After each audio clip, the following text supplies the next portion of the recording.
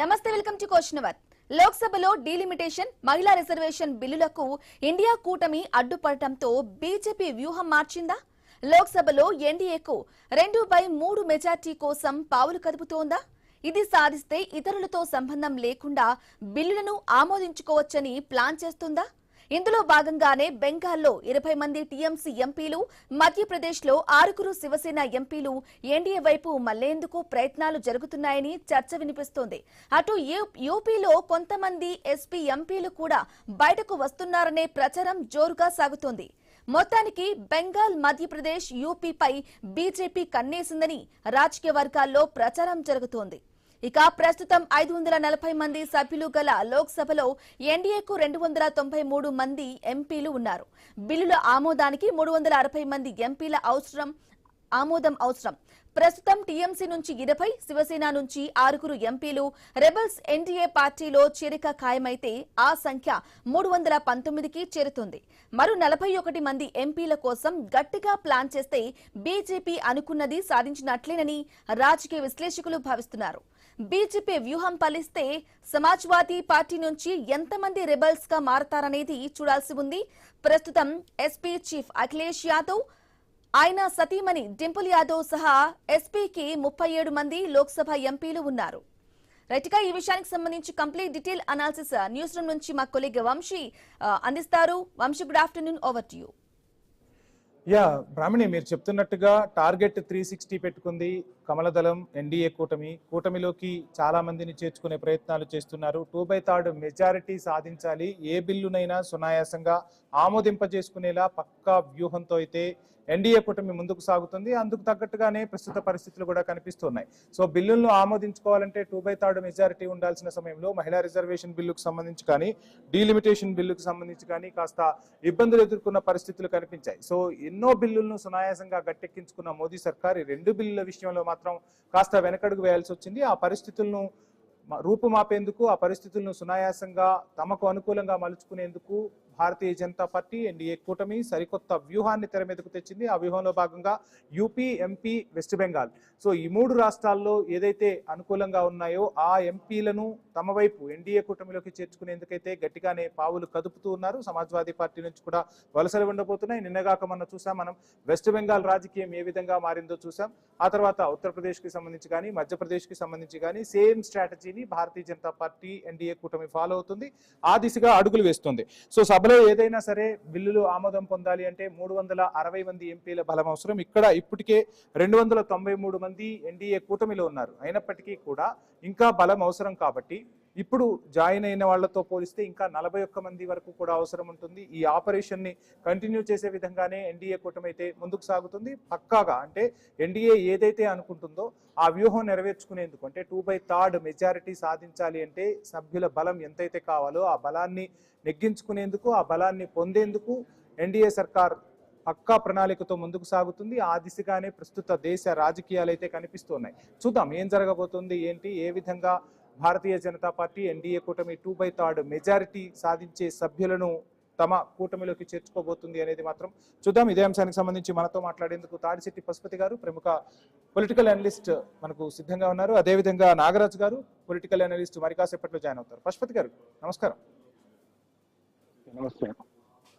Sir, చూస్తున్నాం 2/3 majority సాధించాలి అని అక్కడ ఎన్డీఏ కూటమి టార్గెట్ గా పెట్టుకుంది. టార్గెట్ 360 అంటూ ఆపరేషన్ కమలదళం ఆపరేషన్ స్టార్ట్ చేసేసింది. అటు యూపీ నుంచి, ఎంపీ నుంచి, అదేవిధంగా పశ్చిమ బెంగాల్ నుంచి ఏ విధంగా రాజకీయ సమీకరణాలు మారుతున్నాయో కూడా మనం చూస్తున్నాం. సో ఏంటి, ఎలా చూస్తున్నారు? టార్గెట్ రీచ్ అయ్యే అవకాశాలే కనిపిస్తున్నాయా? అండ్ మోడీ షా ఏది అనుకుంటే అది ఇప్పుడు జరిగిపోతుంది దేశంలో. సో ఏంటి, ఇది కూడా సునాయాసంగా వాళ్ళు రీచ్ అవుతారని భావించవచ్చు అంటారా?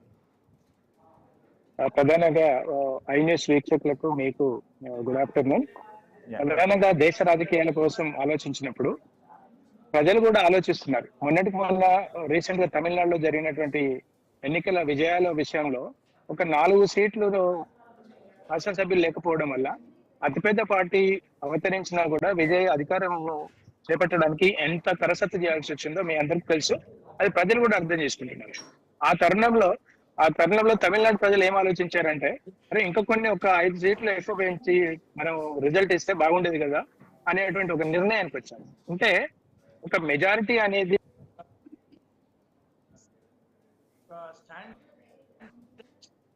గుత్తాధిపత్యంగా తీసుకోకపోకుండా ఒక దేశ భవిష్యత్తు కోసం, దేశ యొక్క ప్రజల ఆకాంక్షల కోసం, ప్రజలకు కావాల్సినటువంటి మౌలిక వసతులు కావచ్చు, లేకపోతే వాళ్ళకు ఉన్నటువంటి ఏవైనా కావచ్చు, వాళ్ళ హక్కుల కోసం కావచ్చు, తీసుకోవాల్సిన నిర్ణయాధికారం సరైనటువంటి బలం లేకపోతే ఎవరు కూడా ఏం చేయలేరు.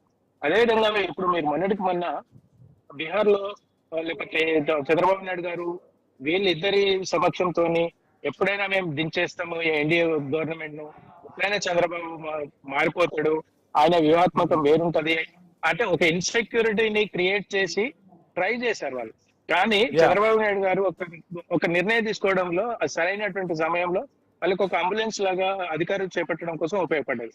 అదేవిధంగా ఇవాళ దేశం యొక్క స్టెబిలిటీ ఉన్నప్పుడు, ప్రధానంగా స్టెబిలిటీ ఎప్పుడైతే పార్టీ మీద వస్తుందో ఆ పార్టీల యొక్క ప్రాంతీయ పార్టీల యొక్క మనుగడ ఎలా ఉంటుంది అంటే ఆటోమేటిక్ గా బై డిఫాల్ట్ అటాచ్ అవ్వడం కోసమే చూస్తారు. అంటే కేంద్రంలో అధికారం ఉన్న పార్టీ ఒకటి ఆ రాష్ట్రాల యొక్క అభివృద్ధి కాంక్షించడం కోసం కావచ్చు, ఆ రాష్ట్రాల యొక్క పనితీరును మెరుగుపరచుకోవడం కావచ్చు, కేంద్రం యొక్క సహకారం ఉండవచ్చు.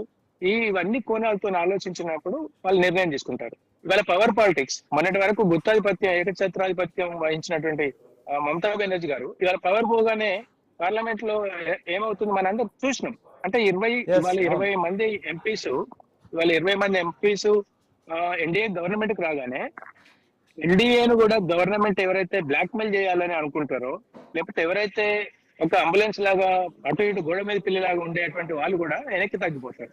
దానికి తోడు ఇప్పుడు శివసేనకు గతంలో ఉన్నటువంటి బలానికి ఇప్పుడు బలానికి తక్కువ. ఇప్పుడు అందులో కొత్త ఒరవడి ఏంటి అంటే ఆర్టికల్ ఏంటి, పార్టీ ఫిరాయింపుల చట్టం ఏదైతే ఉందో రాజ్యాంగంలో, ఆ రాజ్యాంగానికి ఒక కొత్త ఒరవడిని సృష్టిస్తున్నారు. ఎందుకు అంటే 2, 3, 4 లేకపోతే ఇండివిజువల్స్ కనుక వెళ్తే వాళ్ళ యొక్క అనర్హత వేటు పడే అవకాశాలు ఎక్కువ ఉన్నాయి. కాబట్టి 2/3 ఆ 2/3 ఏదైతే కాన్సెప్ట్ ఉందో దాన్ని పార్టీనే విచ్ఛిన్నం చేసి ఆ పార్టీ అదే అధికారమైనటువంటి పార్టీ వాళ్ళు మిగతా ఉన్న శాసనసభ్యులు కావచ్చు, లేకపోతే ఎంపీలు కావచ్చు, ఎవరైనా ఆ ఒరవడికి కొత్త రూపం దాల్చింది. గతంలో మీకు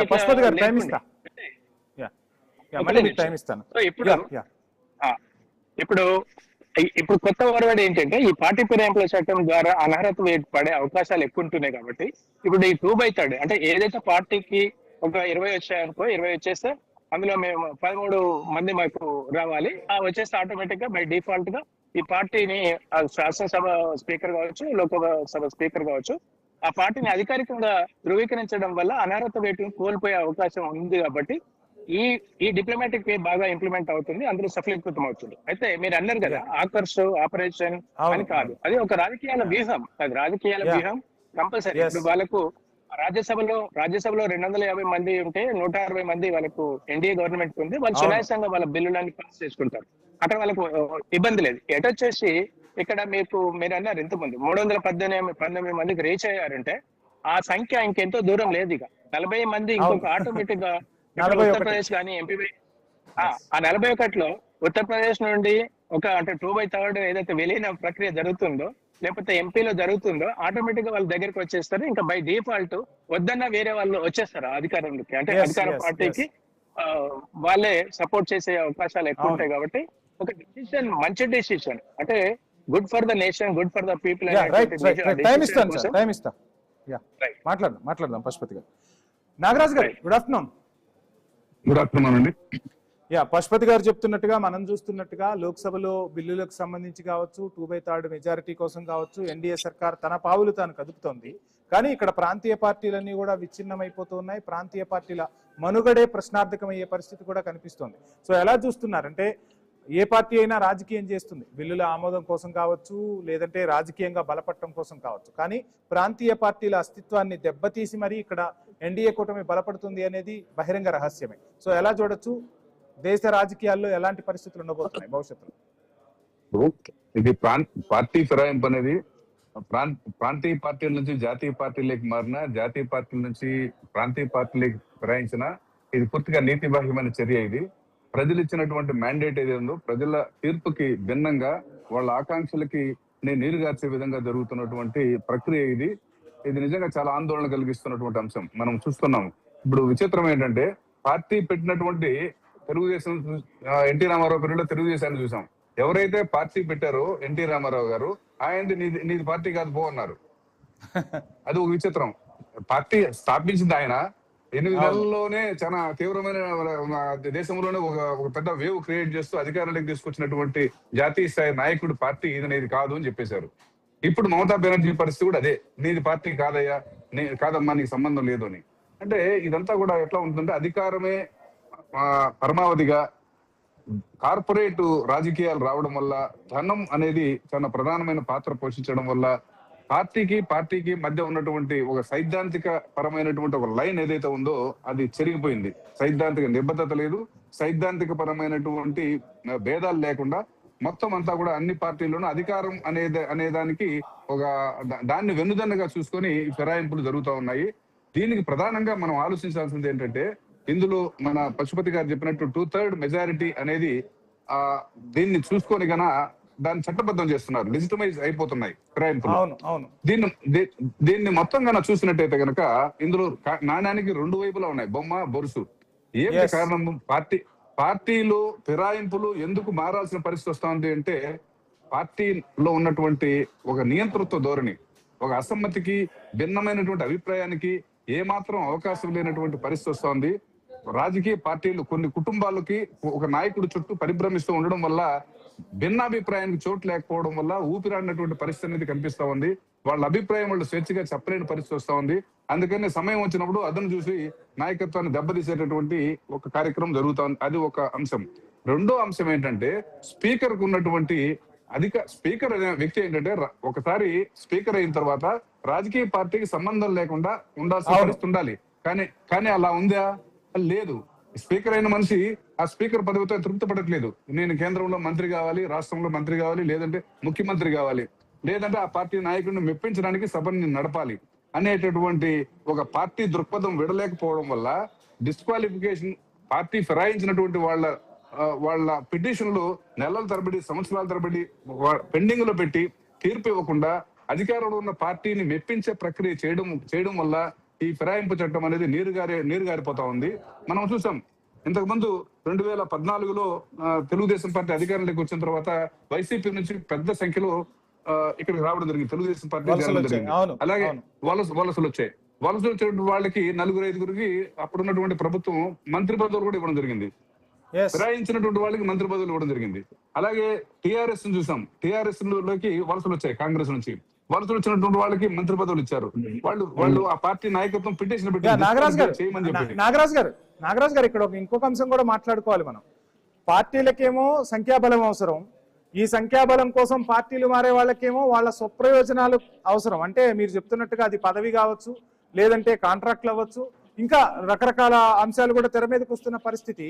ఇది దేశ రాజకీయాల్లో కూడా ఇప్పుడు ఎక్కువ అవుతున్న పరిస్థితి కనిపిస్తోంది. 2/3 మెజారిటీ కోసం తీసుకుంటున్నామని చెప్తూ ఉన్నా, ప్రజాస్వామ్యంలో ప్రతిపక్షం అనేది చాలా కీలకం. అటు ప్రభుత్వానికి ఎంత బాధ్యత ఉంటుందో ఇటు ప్రతిపక్షానికి కూడా అంతే బాధ్యత ఉంటుంది. అసలు ప్రతిపక్షాలే లేని పరిస్థితి తలెత్తితే భవిష్యత్తు ఏ విధంగా ఉండబోతుంది అనుకోవచ్చు? ప్రజాస్వామ్యానికి ఇది ఒక గొడ్డలి పెట్టిలా మనం భావించచ్చా? ఏం చెప్తారు? భవిష్యత్ అనేది అగమ్య గోచరం అండి. ఇంతకు ముందే నేను మీకు చెప్పినట్టుగా పార్టీ లోపల, ఏ పార్టీ అయినా ఆ పార్టీ లోపల అంతర్గత ప్రజాస్వామ్యం అనేది సన్నగిల్లిపోయింది. పార్టీ నాయకుడి మాటకి భిన్నంగా అభిప్రాయం చెప్పలేని పరిస్థితి వస్తోంది. ఇప్పుడు పరిస్థితి ఏంటంటే, ప్రతిపక్షం లేనటువంటి ప్రభుత్వమే వచ్చింది అనుకోండి, ఇంకా అక్కడ ఏ మాత్రం ప్రజలు మాట్లాడడానికి, ఇప్పుడు మనకి ప్రతిపక్షాన్ని ఎందుకు ప్రజలు పంపిస్తారు అంటే, అధికార పార్టీ అనేది గవర్నమెంట్ లో ఎవరు అధికారంలో ఉన్నా గానీ అది అబ్సల్యూట్ కరప్షన్ కి అవకాశం ఉంటుంది. Power makes parties corrupt. So ఈ కరప్ట్ చెక్స్ అండ్ బ్యాలెన్సెస్ కోసము ప్రతిపక్షాన్ని ఏర్పాటు చేసి, నీకు అధికారం ఈసారి ఇవ్వడం లేదు, అధికార పార్టీని నువ్వు నిలదీసి వాళ్ళు తప్పు చేస్తా ఉంటే నిలదీయమని ప్రజలు పంపించినటువంటి ప్రతిపక్షం. ఆ ప్రతిపక్షమే లేకుండా పోతే ప్రజలు దిక్కులేని వాళ్ళు అయిపోతారు. సో దీనికి మొత్తం యాంటీ డిఫెక్షన్ లాకి, పార్టీ ఫిరాయింపుల చట్టము సంబంధించి సుప్రీంకోర్టు ఒక సజెషన్ కూడా ఇవ్వడం జరిగింది. ఏమనంటే, ఒక ఇండిపెండెంట్ ట్రిబ్యునల్ ని మీరు ఏర్పాటు చేయండి. ఆ ట్రిబ్యునల్ లో retired chief justice, retired judge లాంటి వాళ్ళ నాయకత్వం కింద ట్రిబ్యునల్ ఉంటే గనక ఈ పిటిషన్స్ ఏదైతే ఉన్నాయో, డిఫెక్షన్ కి పాల్గొన్నటువంటి వాళ్ళ వాళ్ళ డిస్క్వాలిఫై చేసేటటువంటి పిటిషన్లని సత్వరగతిన మీరు డిస్పోజ్ చేయడానికి ట్రిబ్యునల్ పనిచేయాలి అని సుప్రీంకోర్టు తీర్పు చెప్తే పార్లమెంట్ లో అది వాళ్ళు నెత్తినేసుకొని కింద వేసుకొని కూర్చున్నారు. ఎందుకంటే వాళ్ళకి అది అవసరం లేదు. ఒక డిఫెక్షన్ ఉంటేనే ప్రభుత్వం నడుస్తుంది. వాళ్ళ అవకాశం కోసం, వాళ్ళ అవసరం కోసం ఈ రోజు ఫిరాయింపుల చట్టంలో లొసుగుల్ని తూట్లని అధికార పార్టీ ఉపయోగించుకునే పరిస్థితి వస్తుంది. కాబట్టి ఆ ట్రిబ్యునల్ అనేది ఇంతవరకు ఏర్పాటు చేయకుండా అలా కూర్చున్నారు. రైట్ సార్, మళ్ళీ టైం ఇస్తాను. పశుపతి గారు, నాగరాజు గారు చెప్తున్నట్టుగా ప్రజాస్వామ్యానికి ప్రతిపక్షం అనేది చాలా బలం. అంటే ఒకళ్ళని అధికారం కట్టబెడతారు, ఒకళ్ళని ప్రతిపక్షంలో కూర్చోబెట్టేది ప్రజలే. సో అటువంటి ప్రతిపక్షాలు కనుచూపు మేరలో లేకుండా చేస్తున్న పరిస్థితి, ప్రతిపక్షాలను వాళ్ళు వీళ్ళని కాదు, ఎవరు అధికారంలోకి వస్తే వాళ్ళు ప్రతిపక్షాలను నిర్వీర్యం చేసే ప్రయత్నాలే చేస్తున్నారు. సో ఏంటి ప్రజాస్వామ్యంలో ఇటువంటి అంశాలు కొన్ని సందర్భాల్లో మేలు చేసినా చాలా సందర్భాల్లో కీడే చేస్తాయి. ఇక అధికారంలో ఉన్న పార్టీలు స్వతహాగా తమకు అనుకూలంగా తమకు నచ్చిన విధంగా నిర్ణయాలు తీసుకునే అవకాశం కూడా ఉంటుందన్న విమర్శ కూడా వినిపిస్తుంది. మరి ఇప్పుడు జరుగుతున్న సిచ్యువేషన్ లో ఎలా చూడొచ్చు అంటారు, ఏం చెప్తారు? ప్రధానంగా 3 విషయాలు మీకు చెప్పదలుచుకున్నాను. ప్రాంతీయ పార్టీల్లో ఎప్పుడే ఎలా ఉంటుందంటే అది నిరంకుశవాదంతో లేకపోతే ప్రజాస్వామ్యానికి బద్దలు కొట్టే విధంగా ఉంటుంది. వాళ్ళకి ఏంటంటే నేనే కర్మ కర్త క్రియ నేనే అనేటువంటి పోకడ ఏదైతే ఉంటుందో అది కొన్ని సందర్భాల్లో ఒక స్ట్రాంగ్ డెసిషన్స్ కి కూడా ఉపయోగపడుతుంది. అట్ ద సేమ్ టైం అవి కంప్లీట్ ఫెయిల్యూర్ కి కూడా ఉపయోగపడుతుంది. ఉదాహరణ చెప్తాను. కాన్సీరామ్ గారు ఉన్నారు, బిఎస్పీ పార్టీ.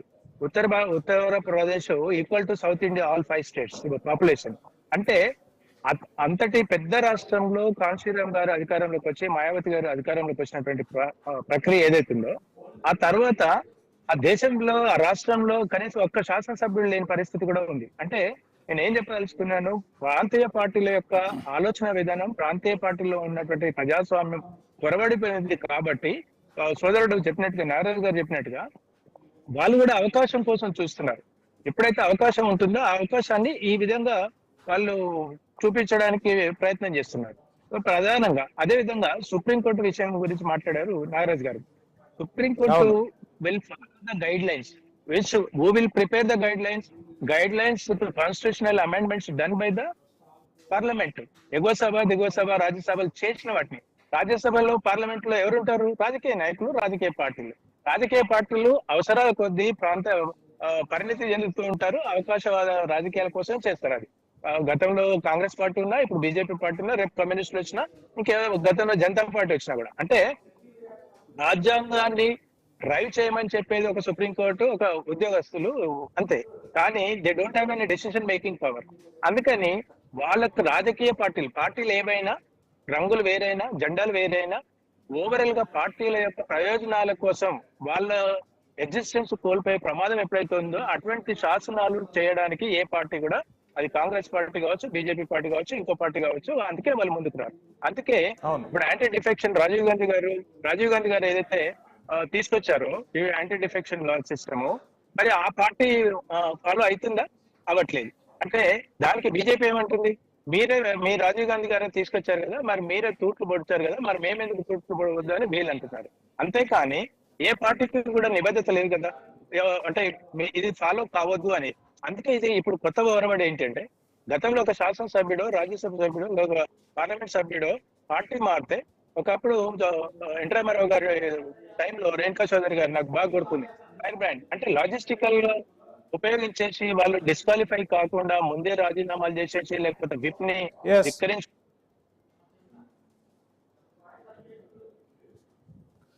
నాగరాజు గారు ఫైనల్ గా ఏం చెప్తారు? అంటే ఒకవైపు భారతీయ జనతా పార్టీ తన వ్యూహాన్ని అమలు చేస్తుంది, టార్గెట్ 360కి దగ్గరగా వెళ్తూ ఉన్న పరిస్థితి.